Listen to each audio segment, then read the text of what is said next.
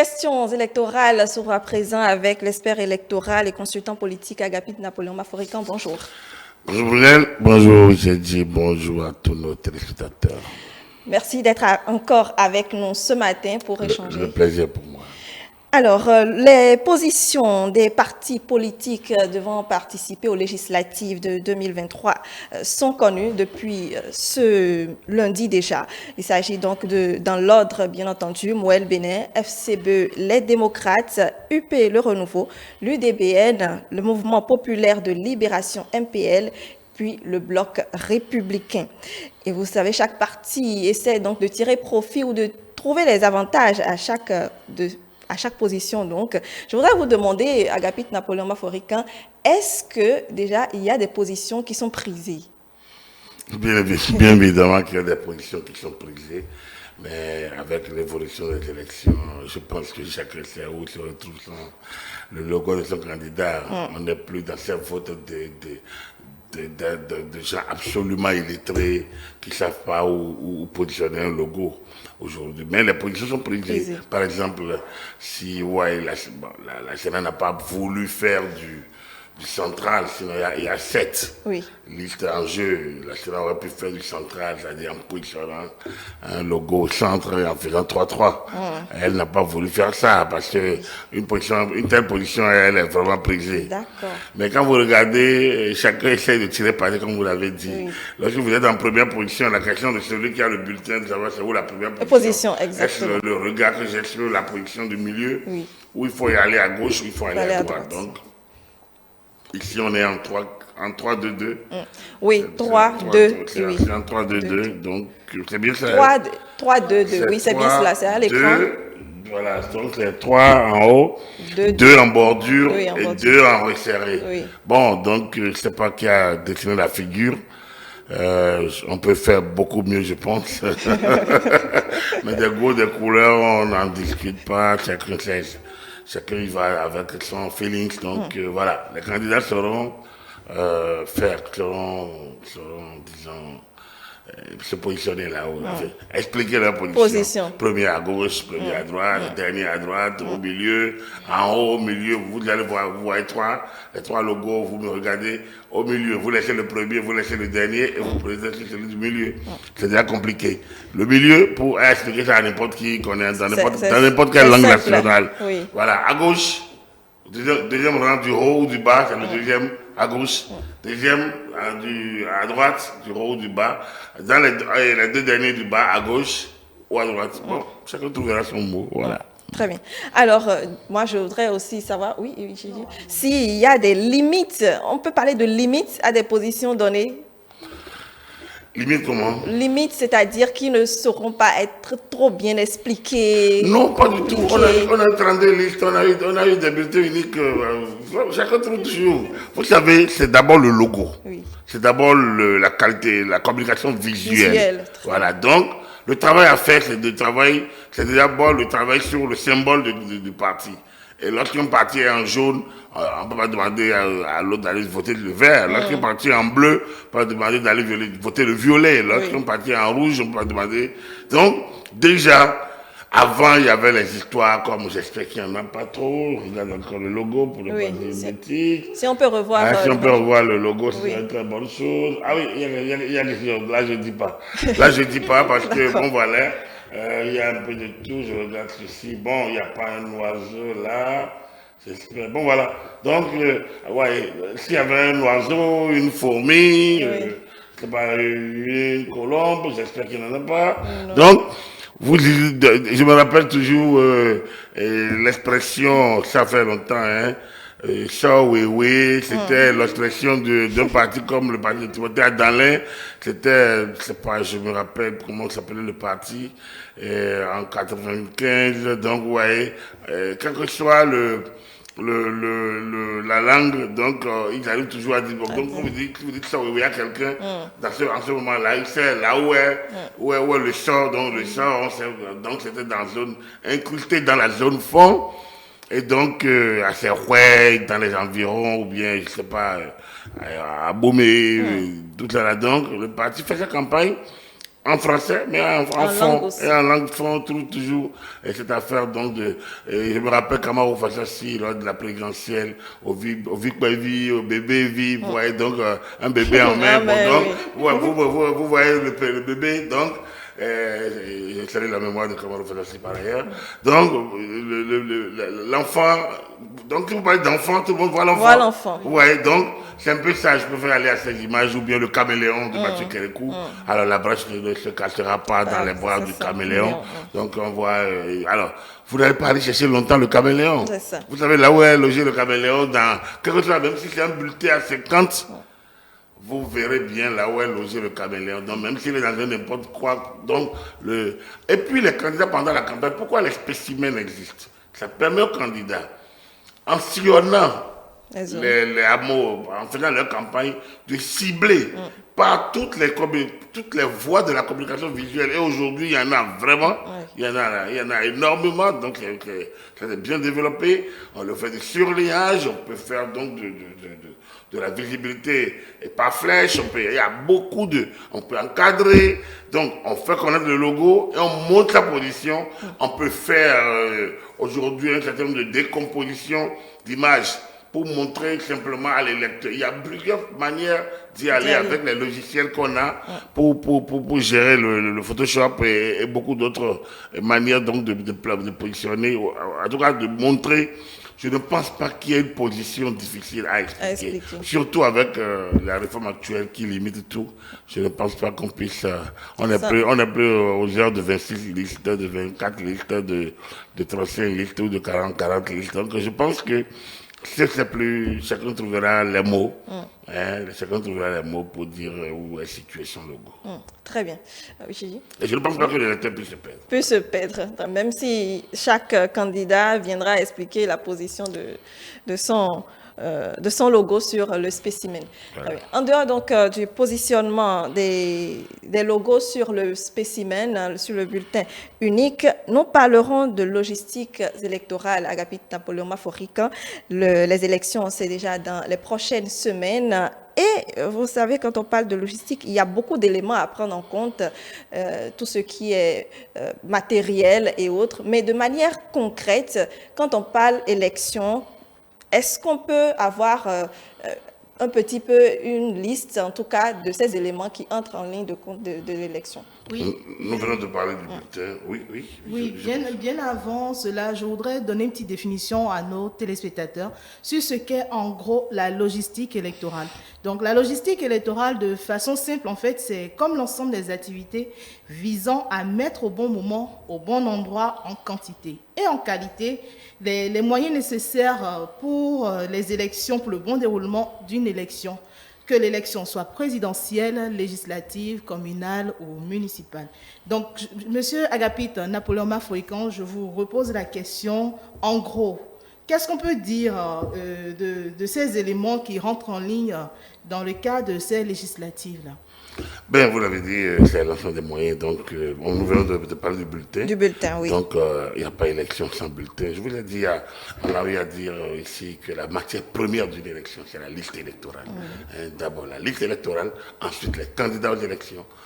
Donc, il y a deux éléments essentiels. Il faut d'abord un organe pour gérer. Donc, ça fait trois, en fait. Un organe pour gérer, l'organe de gestion. Il faut de la matière première, donc c'est la liste des électeurs. Il faut maintenant du gré en moudre, c'est le candidat. Alors quand on a fait trois choses, il y a un déploiement de moyens de toutes sortes. Quand on prend l'organe de gestion des élections, c'est des hommes et des femmes qui sont appelés à gérer. Comment sont-ils désignés? Comment déjà par là la logistique électorale? Comment nos élections sont-elles organisées? Par quelle structure? Ça, c'est la loi, la précédente. L'élection, c'est du ressort régalien de l'État.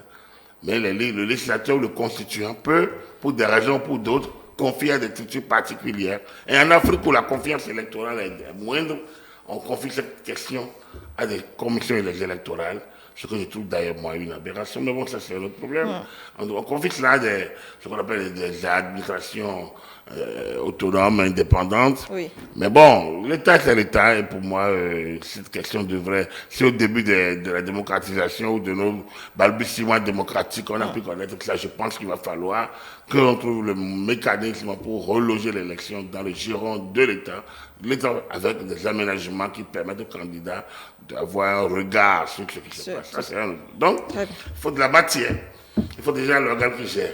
Mais quand on parle de logistique, on voit beaucoup plus les moyens déployés. Moi, je reviens d'abord sur la gestion, sur les 3 matières premières, pour dire que sans ces moyens, sans ces matières premières, il n'y a pas élection. Donc, la base de la logistique, selon moi, c'est d'abord le cadre législatif. Ça ne se voit pas toujours. C'est ensuite l'organe de gestion. C'est la liste électorale, donc c'est la matière première. Et ensuite, c'est le gré en moudre. Donc, c'est la candidature. Lorsque vous avez géré ça, et à chaque étape, on déploie des moyens. On déploie des moyens pour avoir la liste électorale. Regardez ce que l'ANIP a dû déployer comme moyen. Affichage, réception des plaintes, correction. Il y a des hommes, il y a des femmes, il y a des moyens matériels, papier, encre, tableau d'affichage, crieur public, donc bénévole peut-être. Donc toute l'administration de l'ANIP, et après c'est venu, on a dû faire un audit de la liste, ça a dû déployer des moyens. Donc tout ça entre en ligne de compte dans la logistique électorale. En dehors de cela, on va peut-être voir ce que la Constitution a prévu, notamment un jour du vote, les histoires d'isoloirs, d'urnes, d'encre, de bulletins, d'enveloppes, de feuilles de souches. Ça n'a l'air de rien, mais lorsqu'un élément manque, il y a problème. Très bien. Alors, c'est vrai, vous l'avez dit tout à l'heure qu'il y a un organe de gestion à cela. On peut dire donc que c'est l'élément ou bien c'est l'organe qui se charge de tout ce qui est logistique à déployer pour les élections. Oui, à la direction générale donc des élections, il y a une direction qui s'occupe de cette question du matériel, de la logistique. Je pense que c'est plus ça. Mais de manière globale, on ne distingue pas de directeur particulièrement lorsque la cause est générale et que la mobilisation est collective. Dans le cadre des élections, oui, la Sénat est maître du jeu. Et au niveau du démembrement, s'appuie sur un certain nombre de structures au niveau déconcentré et pour pouvoir atteindre jusqu'au poste du vote. Parce que l'objectif, c'est d'aller au poste du vote, permettre à l'électeur de glisser son bulletin dans l'urne, d'attendre peut-être le soir la fermeture des bureaux de vote ou des postes de vote à 16h, si le vote démarrait effectivement à 7h, donc d'attendre la fermeture du centre de vote ou du poste de vote, et donc de participer à la décompte, au décompte d'abord des bulletins, qu'on appelle le dépouillement, et donc et de regarder concrètement le score, de voir le score affiché, par exemple, et de voir dans ce poste de vote qui a eu quel chiffre, qui a eu quelle voix, et quels sont les chiffrages valablement exprimés, qui a eu quelle voix. Tout ça, c'est de la logistique qu'on déploie. C'est de la logistique qu'on déploie, que ce soit du point de vue humain, que ce soit du point de vue matériel, c'est parfois du point de vue technique. Former, par exemple, le personnel des bureaux de vote, le président et ses assesseurs, c'est de la logistique technique. C'est le renforcement des capacités humaines de ceux qui devront s'occuper de la question électorale. Ils ne sont pas des spécialistes de la question. Tout le monde n'est pas spécialiste de la question. Mais il faudrait quand même un déploiement important de personnes. Et donc il faut en former. Et il y a la police, enfin la sécurité, les forces de sécurité qui doivent être sur les lieux. Il faut les déplacer. Il peut y avoir la pluie, par exemple. Il faut gérer cette question-là, la gérer sur tous les angles possibles. Il peut y avoir une coupure. Pourquoi nous avons ramené les choses de 7h à 9h, de 7h à 16h, parce qu'on estime que partout dans le Bénin, entre 16h et 17h, 17h30, il fait encore jour. On peut encore faire le dépouillement en plein jour, parce que la question de l'énergie, la question de l'éclairage se pose. Il y a des moments où en plein déploiement, il y a coupure de courant. Oui. Et là, vous comprenez la suite. Donc, la question de l'isoloir, la sécurisation de l'urne, la manière de sceller, la qualité de l'encre, tout ça fait partie de la logistique. Et surtout, lors des dernières élections, et avec les difficultés qu'on a connues, vous voyez, transporter du matériel électoral dans les différentes contrées du pays, les pistes font partie de la logistique. Puisque on va me dire, mais pas absolument si, les pistes, puisque si les voies d'accès ne sont pas praticables, il faut emprunter le ciel. Et on a dû exploiter le ciel il y a quelques mois, en 2021 notamment, pour contourner certains qui bloquaient le processus en mettant des balises sur la voie. Et je ne vais pas rappeler encore ces événements de tous les mois. Mais c'est pour vous dire qu'une élection, ce n'est pas un dîner de gala. C'est beaucoup plus que ça. C'est à la limite, un champ de guerre. Mais alors, il ne s'agit pas de guerre où il faut tuer les gens. Mais c'est une sorte de... Vous voyez, je dis toujours que voyager loin ménage sa monture. Absolument. Voyager, c'est comme vous préparez un combat. Parce que vous ne savez pas ce que le chemin va être. Est-ce qu'il y aura de braquage? Est-ce qu'il y aura, on ne le souhaite pas. Est-ce qu'il y aura de panne? Vous imaginez, vous avez une panne de moteur, de véhicule, vous pensez avoir la clé de roue. Vous n'avez qu'une petite convergence, je veux dire. Vous pensez avoir la clé de roue, vous prenez votre cric, vous soulevez vous-même, et puis au moment de tourner, vous voyez que ça tourne. Au lieu de dévisser, donc d'ouvrir, mais ça tourne en rond. Entre l'entrée de la clé et le vis à tourner, parce qu'il y a une défaillance des voies d'accès qui sont endommagées. Donc il y a obstruction, donc ça n'arrive plus à faire le travail. Alors que vous allez faire, il faut vous errer. Il y a tellement de petites situations de route, donc l'expression qui voyage loin, ménage sa monture, fait dire qu'on prend ces dispositions pour ne pas se retrouver dans des situations délicates où on ne peut pas s'en sortir. Il pleut et vous tombez en panne de crevaison. Il pleut dru. Vous êtes en panne, vous êtes dans une crevaison ou en panne sèche. Donc, ce qu'on appelle panne bête. Par exemple, parce qu'une panne sèche, c'est quand même une panne bête. Normalement, c'est des détails que vous devez... Il y a des pannes, lorsque votre radiateur s'éclate, vous ne pouvez rien. Lorsque c'est une rotule qui saute, vous ne pouvez rien, mais quand même une panne sèche. Donc, en matière électorale, c'est la même chose. Lorsqu'on coupe le courant, et vous vous retrouvez totalement dépourvu. Lorsque le matériel électoral, il va, disons, en retard. Lorsque, au lieu d'ouvrir à 7 heures, le président du bureau n'est pas là. Vous voyez que c'est des choses qui ne peuvent pas être comprises. Parce qu'en principe, ça doit tourner comme sur des roulettes. C'est vrai que l'homme n'est pas un robot. Et parfois, il y a des phénomènes humains qui peuvent perturber certains égrégores mis en place par l'organisation systématique ou anticipée de tout ça. Mais il faut limiter au maximum ces errances. D'où une bonne gestion de la logistique. Il faut un logisticien, il faut une équipe, même si le chef d'orchestre n'est pas de la logistique à proprement parler, il faut s'entourer de responsables qui connaissent le secteur, la logistique en termes de gestion de logistique humaine, logistique technique, logistique matérielle, logistique et naturelle. Comme j'ai dit, il y a assez de phénomènes de pesanteur et quand on est au Bénin, on ne peut pas ne pas prendre en compte ces pesanteurs-là. Donc il y a assez de paramètres qu'il faut. Je me rappelle en 2000... Oui, vous voulez aller Non, allez-y d'abord. Je me rappelle en 2011, lors de la présidentielle où il y avait des débats sur la question de la liste électorale de la LEPI.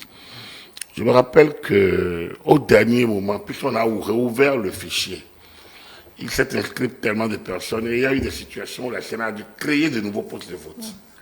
Mais ce faisant, tout a été désorganisé puisqu'il y a des postes de vote où il n'y avait pas d'observateurs. Vous voyez, ça a créé des situations. Il y a les observateurs étrangers qui sont arrivés, l'ont remarqué. Vous voyez donc un petit grain de sable dans le dispositif et ça peut perturber tout le travail et même déranger la sincérité du scrutin. Or, le principe, à la fin, c'est la sincérité du scrutin, c'est-à-dire un scrutin sans fraude, où le vote de l'électeur est relayé par le résultat et les deux font synergie, en tout cas de manière la plus cohérente possible. Ok. Agatbit Napoléon Mafroïkan, vous disiez tout à l'heure qu'en matière de logistique, c'est la direction générale des élections qui s'en occupait. Dites-nous un peu, autrefois, comment ça se faisait?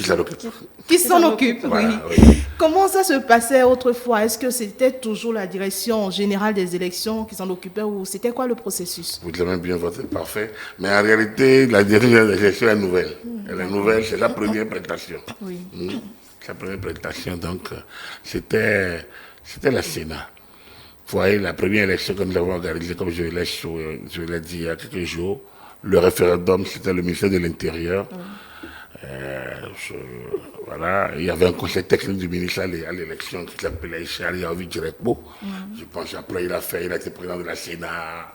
Après il allait monnayer toutes ses compétences à l'international.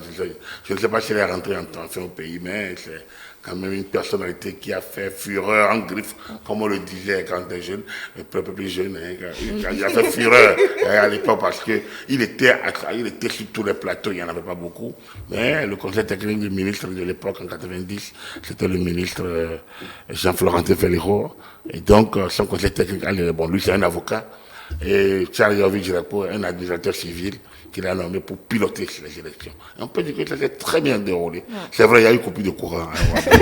Bon, ce qui ne dépend pas de lui. Qui ne dépend pas de lui, vraiment. Donc, mais bon, lors de l'élection présidentielle de 91, quand même, la coupure de courant a laissé les traces quand même, parce qu'il y a des candidats qui sont venus se plaindre après. Donc, Charles Direkbo était au ministère de l'Intérieur et a quand même piloté ce volet.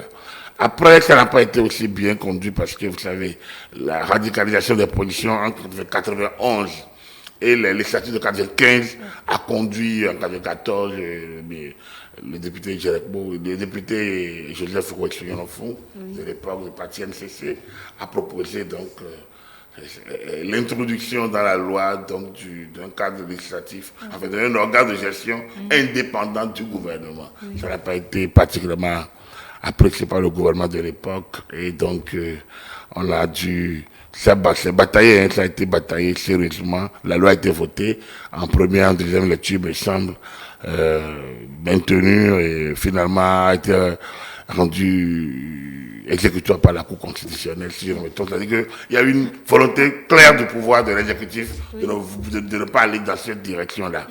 Donc, dès lors, la gestion des élections a quitté le gouvernement pour venir à un organe de gestion autonome qui était la Commission électorale nationale autonome, la Sénat, qu'on a connu en 1995 pour la première fois, pour les législatives, dirigées par M. Edouard Bantou. Et donc, c'est la Sénat qui s'occupait de cette question. Mais vous savez, puisque le gouvernement n'était pas totalement d'accord, la gestion de la logistique a été une gestion partagée, même pour négocier les finances. Alors, de 1995 à 2014, où on a installé la Sénat permanente, où les choses se sont déroulées plus ou moins bien depuis lors, on peut dire qu'on a connu plusieurs péripéties de gestion des élections, notamment en 2006, lorsqu'il s'est agi donc, de faire l'élection présidentielle qui doit remplacer le général Mathieu Kérékou. Et on s'est retrouvé face à un dilemme, il n'y a pas d'argent. Il n'y a pas d'argent. Et on a pensé coupler ces élections. Il y avait déjà une telle tentative, oui. On pensait déjà qu'on couplerait la présidentielle et les législatives de 2007. Les gens ont dit non. Alors les députés aussi, à un moment donné, ont dit bon, au lieu de faire les élections législatives de 2007, on va plutôt les coupler avec les élections communales, locales et municipales de 2008. Et c'est là que la Cour a sorti cette fameuse décision de consensus à valeur constitutionnelle. Bon, ça, c'est un autre débat. C'est pour vous dire toute la complexité de gestion de cette question-là. Il y a des relents politiques, il y a un peu des sous-entendus, il y a peut-être des petits jeux de coulisses. Mais toujours est-il que ça n'a pas été facile au Bénin. La direction générale des élections, aujourd'hui, pendant le processus, ne le gère pas trop mais fait partie de la Sénat. Oui. Donc, entre le Conseil électoral et la Direction générale des élections, les rôles sont bien partagés pour que le processus se déroule très bien. On a vu, de 2014 à 2021, la Sénat permanente a bien conduit ses opérations, plus ou moins, malgré les difficultés qu'on a eues en 2019. Et en 2020, 2021, on peut dire que tout a été bien conduit. On n'a pas eu des situations de rupture significative de quelque chose. Donc, voilà. C'est pas toujours évident, c'est pas toujours facile. Il y a tellement de cas, et on n'a pas le temps, sinon, si on doit citer quelques cas de situation, de gestion malencontreuse de la logistique électorale in fine, parce que c'est toujours, en fin de compte, qu'on constate cette situation-là. En 2006, comme je vous disais, par exemple, la société civile s'est même réunie pour dire qu'il fallait cotiser. Il fallait cotiser pour pouvoir payer l'élection présidentielle, parce que le ministre des Finances de l'époque disait qu'il n'y avait pas d'argent. Mais derrière, il y avait l'idée de Mathieu Kérékois à poursuivre un peu plus. Voilà, même s'il ne pouvait pas briguer un troisième mandat.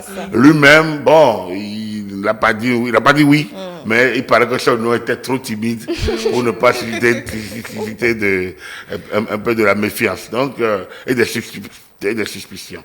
Donc, on est allé aux élections dans des conditions pas faciles.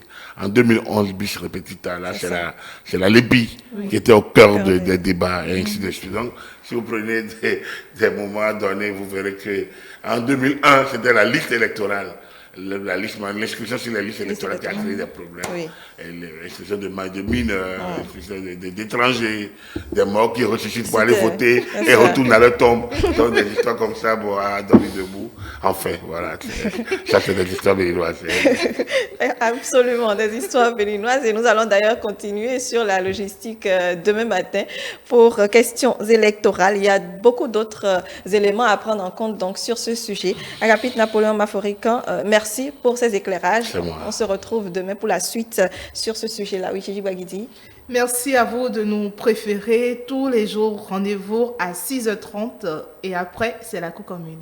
Absolument. La Cour commune, donc, juste après le générique, nous parlerons aujourd'hui de Covid-19.